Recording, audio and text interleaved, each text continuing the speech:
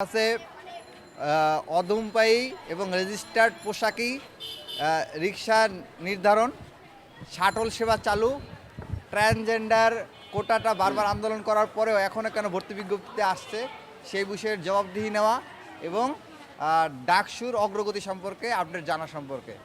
তো এই বিষয়ে আমাদের আলাপ হয়েছে। আপনারা জানেন ট্রান্সজেন্ডার কোটাটি শব্দটি একটি বিতর্কিত শব্দ এবং এটি সম্পূর্ণ জোরপূর্বকভাবে আমাদের ক্যাম্পাসে সহ সারা দেশে প্রতিষ্ঠিত করার এক ধরনের চেষ্টা চালানো হয়েছে। তা আমরা আমাদের জায়গা থেকে যখন থেকে এই ট্রান্সজেন্ডার কোটাটি আমদানি করা হয়েছিল তখন থেকে আমরা এটার প্রতিবাদে আন্দোলন করেছিলাম যাতে ট্রান্সজেন্ডার কোটাটি বাতিল করা হয়।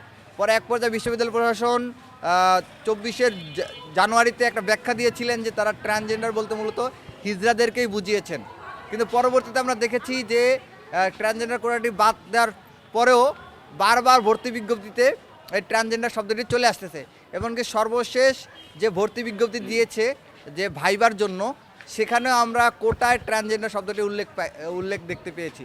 তো আমরা প্রশাসনের কাছে দাবি জানিয়েছি যে আপনারা তো আমাদের দাবিটা মেনে নিয়েছিলেন, তারপরও কেন এই দাবিটা এখনও বিজ্ঞপ্তিতে শোভা পাচ্ছে বা এখনও দেখা যাচ্ছে। তখন সেই জবাবদিহি নিতে আমরা এসেছিলাম। প্রশাসনের পক্ষ থেকে প্রক্টর স্যার জানিয়েছেন যে অনেক সময় কপি পেস্ট করার কারণে কিছু ভুল, অনিচ্ছাকৃতভাবে কিছু ভুল ভ্রান্তি হয়ে থাকে।